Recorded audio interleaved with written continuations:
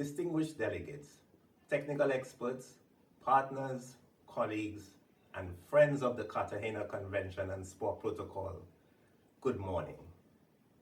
It is my honor to warmly welcome you to the 11th meeting of the Scientific and Technical Advisory Committee STAC to the Protocol concerning specially protected areas and wildlife in the wider Caribbean. This occurs during the 25th anniversary of the entry into force of the SPAW Protocol. I apologize for not being able to be there in person due to conflicting demands, but rest assured you are in good hands with Susanna and the team from the Secretariat. I would like to begin by expressing, through you, Honorable Minister, our deepest appreciation to the government and people of Panama for graciously hosting us in this beautiful city. Your leadership and support of marine biodiversity conservation in the wider region is a model for us all. We also thank your staff for all the logistical support in the organization of this important event. Ladies and gentlemen, we meet at a critical time when regional and global attention to ocean health has never been more urgent. Just a few weeks ago at the United Nations Ocean Conference, UNEP 3 in Nice, France, we saw impressive leadership from our SPAW contracting parties. Through high-level engagements and concrete commitments on marine protected areas, sargassum, and the Biodiversity Beyond National Jurisdiction Agreement, our parties were strongly represented and our voices heard. I congratulate the governments of France and Costa Rica for successfully co-hosting this historic conference and for the active participation of the many governments from our region. The wider Caribbean continues to face growing pressures on its marine and coastal ecosystems, from the recurring sargassum influx and coral bleaching to mangrove degradation, unsustainable coastal development, and the rise of marine invasive species. Despite these challenges, our region has achieved much over the past 3 years and much to be proud of. Several species and marine protected areas have been listed under the SPAW Protocol. New ecological gap analyses have been completed and parties have increased national reporting and policy alignment with the protocol's objectives. These achievements would not have been possible without the tireless efforts of you, our SPAW focal points, technical experts, and regional partners.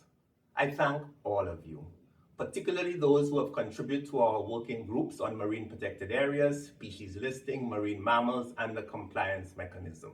Your collective input has strengthened our technical foundation and will shape our work plan for the next biennium.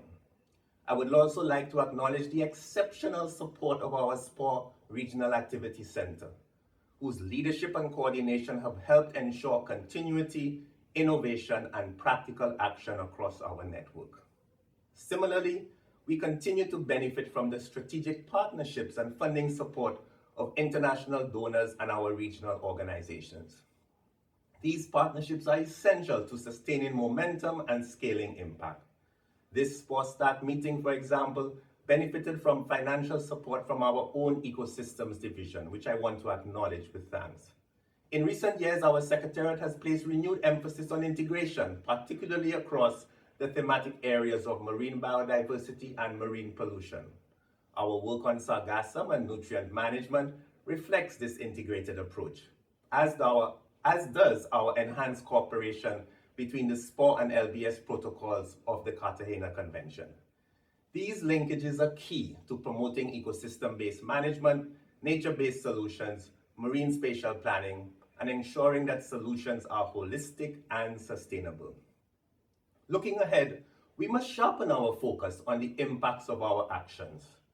It is not enough, ladies and gentlemen, to measure progress by the number of listed species or designated marine protected areas. We must assess how these measures are improving ecological health, building resilience, and supporting the livelihoods of coastal communities.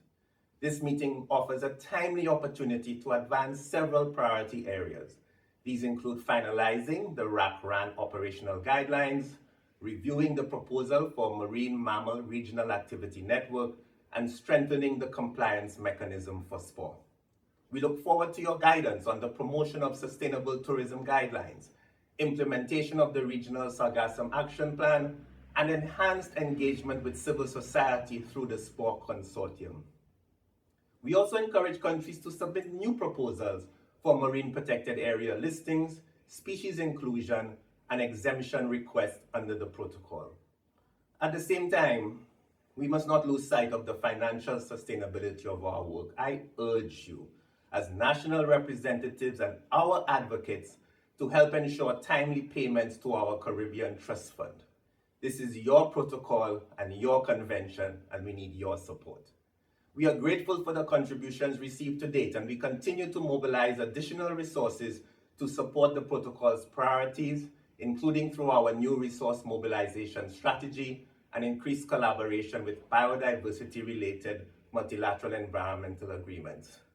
During this biennium, St. Kitts and Nevis became the most recent contracting party to the SPAW Protocol. Can I invite a round of applause? Let me also encourage those countries who are not yet parties and attending this STAC as observers to continue your efforts at ratification. We remain available to support you in such efforts. In closing, I wish to highlight the broader strategic direction provided by the Secretariat's recently developed strategies and guidelines. Our medium-term strategy, our RAC-RAN guidelines, working group government's recommendations, communications and marketing strategy and action plan, and our resource mobilization strategy. These are designed to bring coherence, transparency, and stronger results across all levels of our work. But to be truly effective, they must be anchored in the priorities of our parties, your priorities. Your guidance during this meeting is therefore essential to ensure we remain focused, responsive, and impactful. Once again, ladies and gentlemen, thank you for your presence, your commitment, your invaluable contributions. I wish everyone a productive and forward-looking meeting. Merci, muchísimas gracias. Thank you.